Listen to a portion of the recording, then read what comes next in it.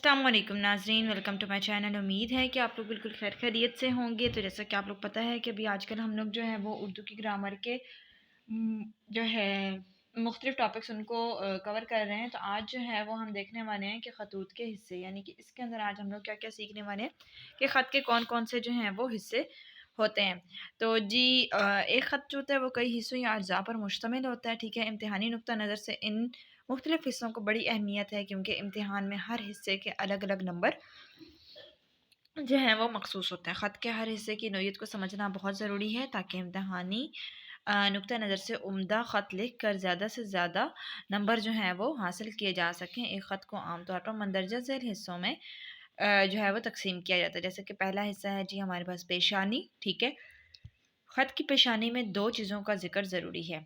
अलिफ़, यानी कि अब आगे बताया जा रहा है कि कौन कौन से हिस्सों का। अलिफ़ पता, यानी कि शख्सी ख़तों में सबसे पहले कागज़ के ऊपर दाएं जानिब ख़त नवीसी अपना पूरा पता लिखता है। मुकम्मल पते के बजाय सिर्फ मकाम या शहर का नाम लिख देना भी काफ़ी है। बाज़ औक़ात कागज़ की पेशानी पर नाम और पता छपवा लिया जाता है। अगर ख़त किसी इदारे की तरफ से हो तो नाम और पते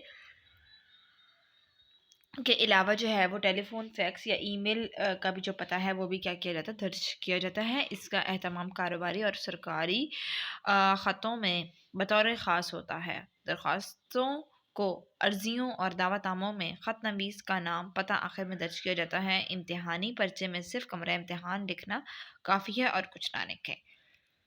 उसके बाद ये है तारीख़। पते के नीचे ख़त लिखने की तारीख़ दर्ज की जाती है। इसकी कई सूरतें हैं, मगर ज़्यादा बेहतर शक्ल ये है कि 23 मार्च 2019 तारीख़ के साथ मोरखा या आज मोरखा या बतारीख़ लिखने की ज़रूरत नहीं है। तारीख़ के हिस्सों उर्दू में लिखना मुनासिब है, बसूरत दीगर इस तरह लिखना भी काबिल कबूल है, यानी कि 23 मार्च 2019। इन दोनों के अलावा कोई भी और अंदाज़ इख्तियार करने से गुरेज करें। उम्मीद है कि आपको यहाँ तक इसके दोनों हिस्से जो हैं वो समझ आ गए होंगे। तो मिलते हैं अपनी नेक्स्ट वीडियो में अगले टॉपिक के साथ।